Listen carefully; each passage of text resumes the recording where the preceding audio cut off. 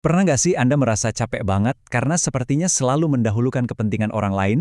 Nah, dalam kupasan kali ini, kita akan bedah tuntas gimana caranya mengambil kembali waktu dan energi Anda, yaitu dengan menetapkan batasan yang sehat. Oke, kita mulai ya. Kita awali dari satu masalah yang kayaknya banyak banget dari kita yang ngalamin, yaitu dilema jadi seorang people pleaser.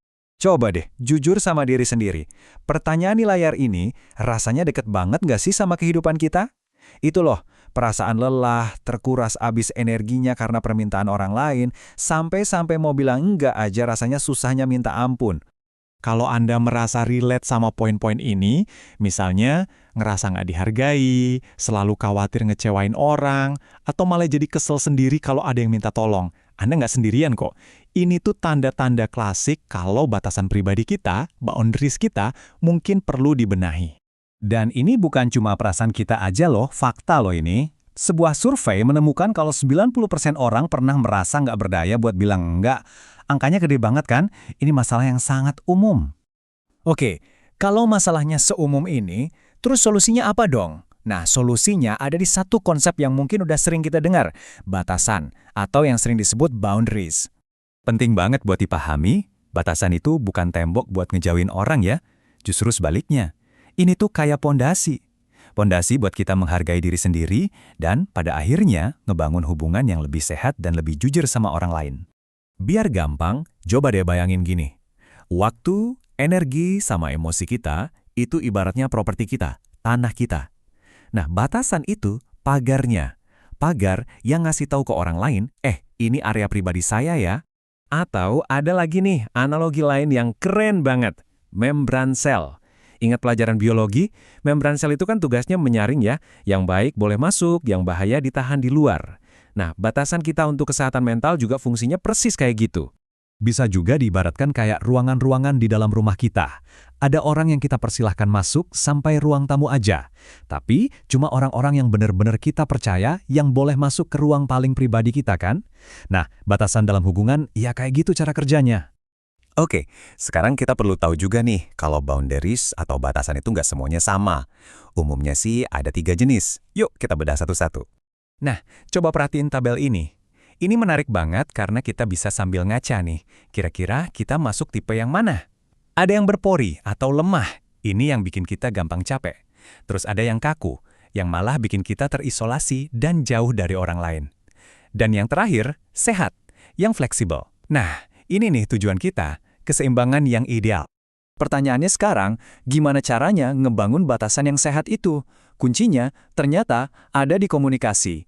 Spesifiknya, gimana cara kita bilang enggak secara efektif? Nah, ini dia. Ini adalah perubahan mindset yang penting banget. Batasan itu bukan soal nyuruh orang lain harus gimana. Sama sekali bukan. Tapi soal kita menyatakan apa yang akan kita lakukan. Kita nggak bisa ngontrol orang lain, tapi kita 100% bisa ngontrol tindakan dan respon kita sendiri. Biar lebih jelas, kita lihat contohnya ya.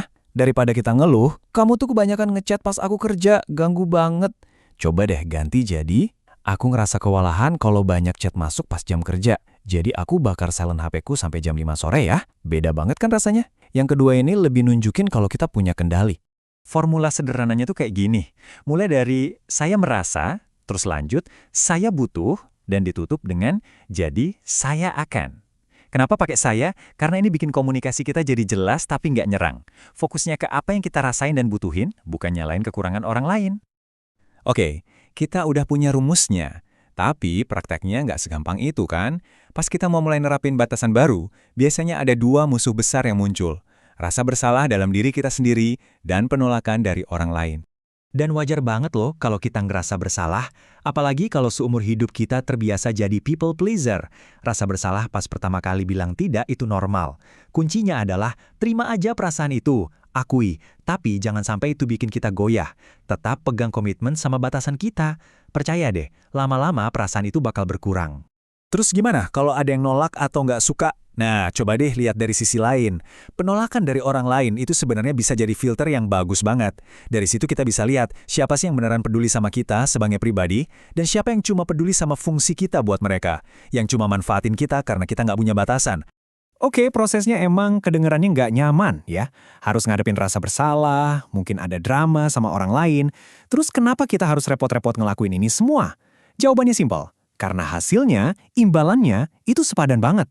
Ingat, menetapkan batasan itu bukan soal jadi egois, sama sekali bukan. Ini soal membangun hubungan yang lebih otentik, meningkatkan rasa hormat ke diri sendiri, punya lebih banyak waktu dan energi buat hal yang penting buat kita, dan yang paling penting, kita jadi nggak gampang stres. Kita ngajarin orang lain bagaimana seharusnya mereka memperlakukan kita. Coba deh renungkan kutipan ini baik-baik. Yang harus kita takutin itu bukan kehilangan orang lain, tapi justru kehilangan diri kita sendiri karena sibuk nyenengin semua orang.